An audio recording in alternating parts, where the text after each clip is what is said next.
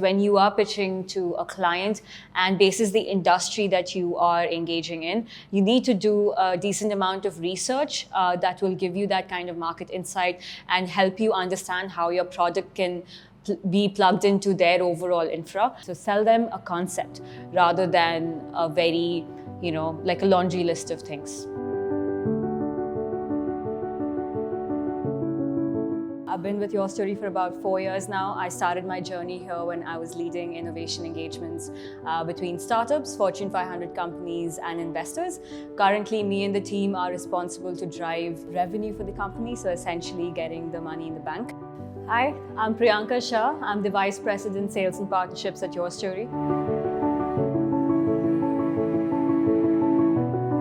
Here are my 2 cents on some of the key things you need to keep in mind when you're driving B2B sales for your organization. The first one is the ideal customer profile, which is ICP. While you're building your pipeline, there has to be certain parameters that you need to keep in mind when you want to identify who are the kind of enterprises or corporates that you want to pitch to. It cannot be a randomized general selection. There needs to be some thought that goes into it. To start with, there needs to be some parameters that you can map out that can essentially configure the entire ICP. For example, if you're looking at a certain revenue size of the company, that will be one of your key factors. Another could be the employee size. Are you looking at an organization that has no less than 800 employees or so? One very important piece to keep in mind is a mutual goal. Something that needs to tie in with both their objective and what you have in mind. For example, your client may be very keen on amplifying their brand awareness in the market, or they may be keen on automating their overall workflow. So depending on the product or the service that you have, you will need to then customize your overall pitch or the identification of these enterprises accordingly. So the second most important thing is the persona. Once you have identified the different customer profiles and you've created the entire piece, you need to identify who are the people that you will be reaching out to. Now, these could be different departmental or functional heads. For example, these could be CMOs, CTOs, business unit heads, or a head of an overall startup program. Based on the product or service that you are selling, this identification becomes important so that you're not wasting time in following up with the wrong persona, and that your conversation and the entire pitch is absolutely relevant. For example, if you have a product that is relevant to a CTO, you cannot be pitching that to a marketing officer. The alignment is just not there, and vice versa. So I would suggest once the entire identification process and the profiling is done, is when you can start building on your pipeline and filling up your list of accounts to then go after them. So the third is concept selling. Often when we enter into sales conversations or pitches, it can end up being very transactional in nature. I think what's key here is when you are pitching to a client and basis the industry that you are engaging in, you need to do a decent amount of research that will give you that kind of market insight and help you understand how your product can be plugged into their overall infra.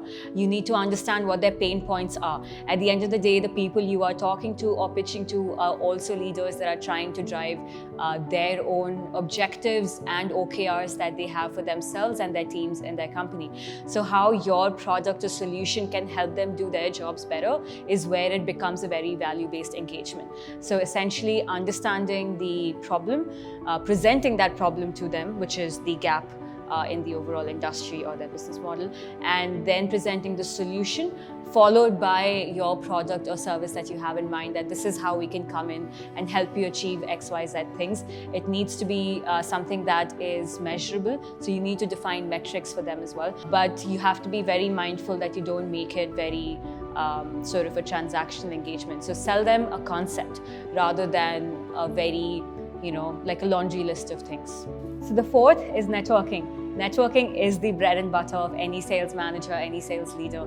The amount of time you spend meeting new people, networking, participating in meetups, events, conferences becomes really key, because at the end of the day, your pipeline, outside of the cold calling, the outreach that you're doing, it's the individual relationship that you build with people is what matters. This again ties in to the personas that we talked about earlier. So whenever you do attend a conference or an event, of course there'll be different kind of people there, different profiles, different stakeholders, and you will need to focus on the persona that you've already created so that you are focusing on your business-led objectives. But at the same time, don't limit yourself to only that, right? Talk to all other kind of stakeholders that are present, because that will give you added context, that will give you added insight to just have a very seamless flow of market knowledge that you're trying to develop, right? And at the end of the day, I think you need to become indispensable to the people around you in a way that regardless of whether it's a business conversation or not, they should look out to you to be like, okay, this is the person who can help me with this problem.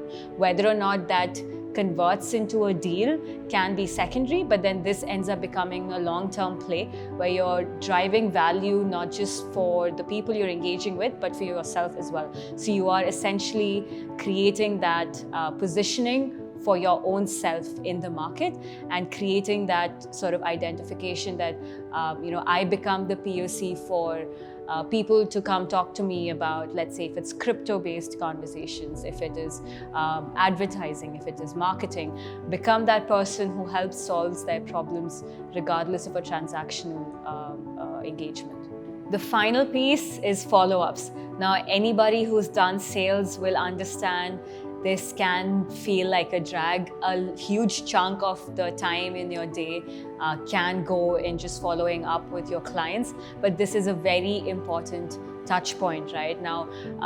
Going back to the point that we discussed earlier, that B2B sales cycles are relatively longer, you need to make sure that there isn't a lot of gap between two follow-ups. You need to keep them engaged. Let's say after a certain point, you hear back from them saying that they are not interested. Always make sure that you're capturing that feedback from them. It always adds on to you building that feedback loop with your teams internally and helping you develop your overall pitch as well. So capture that feedback. But at the same time, there are multiple tools available in the market, several things that can help you automate your entire sales process. But I think follow-ups is something that becomes very key. You have to keep them engaged. You can invite them to different meetups, host a party, just essentially ensure that there's a conversation going. And at the same time, keep gauging where the interest lies, whether it is a problem with the product or not. And often, to give you a very quick example, I once had to follow up with a client for almost a year for me to close a deal. So that's how long things can end up being. You need to be absolutely patient, but at the same time, ensure that you're not losing touch with that client to ensure that there is a closure at the end of it. Well, it's very straightforward, really. It's going to be a highly engaging event within the EdTech industry overall. With the entire pandemic times, before, during, and after, we've seen so many change in the landscape overall. A lot of digitization has come into play. A lot of new formats have come into play. So I think this is a conference that will help you get you that insight in terms of what's happening in the industry. If you are a startup that's looking to grow further within the industry, it'll help you with integrations in terms of understanding the pain points of the customers that you're looking at.